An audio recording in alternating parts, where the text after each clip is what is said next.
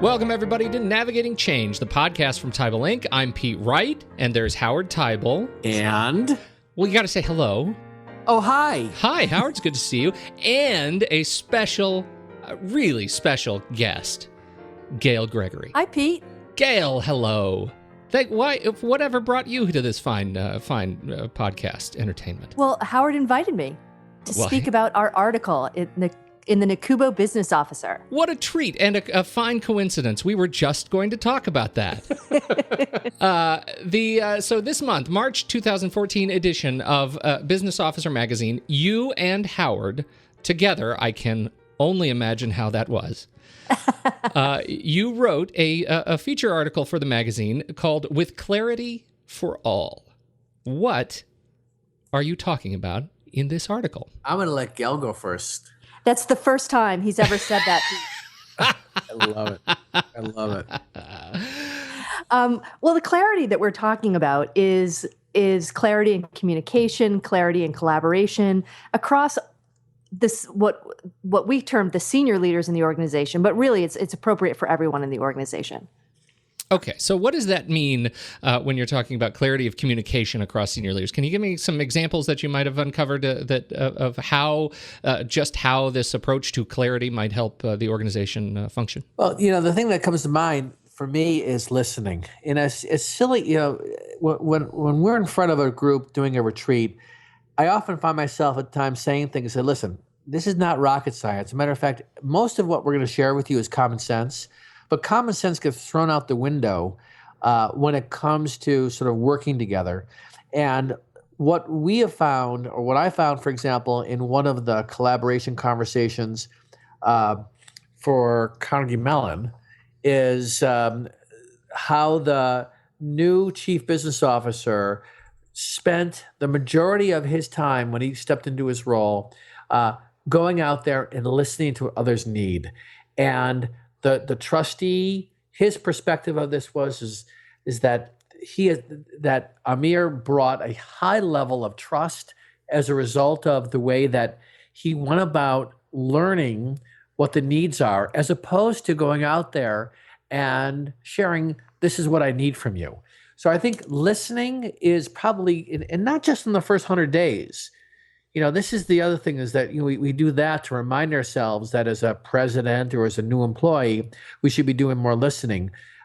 Really, listening is something that you never end. And the ones that we spoke to that are doing great work at their institution, they're demonstrating a high level of listening between their themselves and their constituents. What do you think, Gail? I agree, Howard. And then another example would also be in terms of the language that people use, that it's, part of it's listening, but part of it's communicating in a way that other people can understand. So, for example, at Caldwell College, soon to be Caldwell University, the president has an expectation of their chief business officer that he communicates budget and any sort of financial information without using financial jargon. It's on him to make sure that his colleagues on the cabinet can understand what he's trying to communicate to them. Now, Gail, I know you mentioned you talked to the president at Caldwell College, Nancy Blattner. Howard already mentioned your conversation with Amir Ramey-Azar, from the VP of Finance and CFO at Carnegie Mellon University. Did you find, when you talked to folks on the academic side of the house, any interesting insights when speaking specifically to this issue of the jargon transom, getting teams to communicate more clearly together? Well, the person from the academic side of the house that we spoke to was Claire Stirk from Emory University, and she has, and her colleague on the business side of the house, Michael Mandel, have really forged an incredible partnership where they emphasize the importance of a common language as well, and they kind of house all of their interactions under focus on mission. Everything they do is about focusing on the mission. They share some key reports. They report to both of them, and so they were really emphasizing the mutual respect, finding a common language, etc. What's interesting, Pete, is that we can frame this as strategic communication, and I think that's a relevant term. We could talk about that. But I think that a term that's out there now that I think we're finding in our work is this idea of strategic collaboration. Communication is a foundational skill that improves collaboration. And I think if you think about strategic collaboration, there's something important about that and different from collaborating on, for example, an operational issue. Collaborating on a strategic issue is a unique kind of challenge because it does raise in what Gail just talked about is this idea of having mission be front and center. And the challenge there is we serve mission in our own way, but to recognize we both are serving the same mission. Exactly, Howard. Exactly. Claire had this incredible quote, if you don't mind me sharing it, Pete. What she said is that we bring together our individual expertise and collectively accomplish what individually we could not. I just found that to be so powerful. It is powerful, and it's one of those things. I think the context or the between strategic communication and strategic collaboration. Actually, I should say the difference between those two, I think, is important. To me, strategic communication, it seems a bit one-sided. It to me feels like to the tune of how to win friends and influence people. You're communicating strategically to get something that you want or to deliver some strategic goal. But strategic collaboration, to me, it sounds like just what you're talking about. This relationship between academic and administrative representatives at Emory, for example, that you mentioned, this idea that we are working together to achieve our strategic goals, which elevates and enhances that concept so powerfully. Yeah, and I think what that does too is that forces us, when we use that language, it forces us to recognize it is about the other side. When you talk about communication, I think there's this presumption about communicating effectively, and it's about what we're doing, as opposed to collaboration, which by definition means we're sitting around the table. How are we effectively working a problem? You throw strategic into this. What you're basically saying is it's that area that most of us don't know how to do individually, and the truth is we cannot do individually. And as Gail pointed out, some of these schools that we interviewed really demonstrated how they have harnessed that kind of positive thinking, and it comes from the top down. There is, there's an open debate about can you teach people how to be effective collaborators? Can you teach people how to have certain skill sets?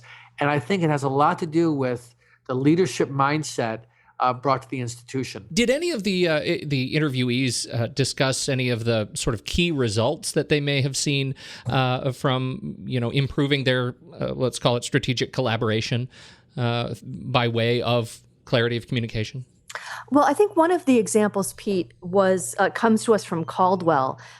When Nancy Blattner, the president, arrived on campus, really days after she arrived, they were dealing with a financial crisis, and people can read in the article of how they the collaboration that she had with her CBO, with the cabinet, with the board, with the campus community as a whole, how through efforts with collaboration, consistent communication, transparency, they were able to very effectively resolve that crisis and form strategic partnerships that serve them to this day.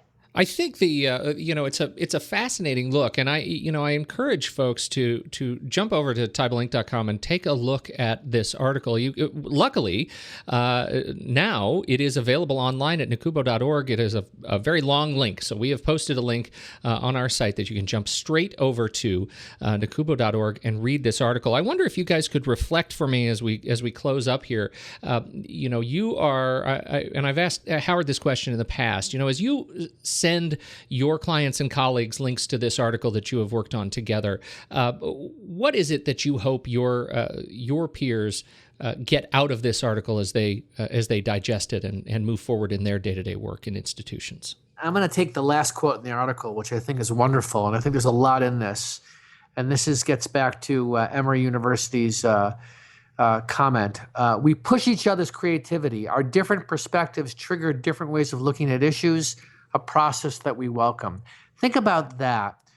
Creativity, different perspectives, triggering different ways of looking at things, and that we welcome this. Embedded in those three sentences is so much of what I think we want to encourage leaders to do more of, is to get in there with each other, recognize that they share the mission in different ways, and that rather than it being a necessary evil to collaborate, it is the way to get through the problem. That to me is what I want to encourage people to have more confidence that they can be doing that. And I would say, for those folks who are in relationships that are perhaps strained right now with their colleagues, to look at the people that we spoke to, look at them for inspiration, to try and find not the areas where you disagree or where you've had difficulties in the past, but where are those areas of common ground, and to build on that. The folks obviously who joined you as interview subjects absolutely lend their expertise and credibility to this discussion, and obviously we thank them very much for joining this project. Absolutely. And again, you can jump over to teibelinc.com. It's right there on the front page, but you can also find a link to it off the blog where you can read With Clarity for All in the March 2014 issue of Business Officer Magazine. Closing comments?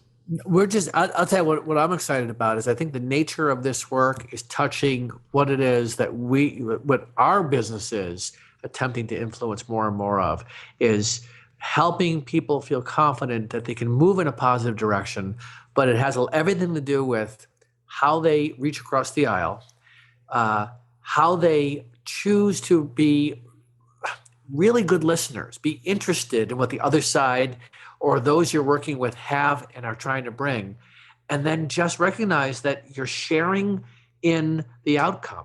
And that's the way to get through the problem, not to do it in isolation. I agree, Howard. I couldn't say it better. Yeah, you could. She so could say it better, but she's just being nice.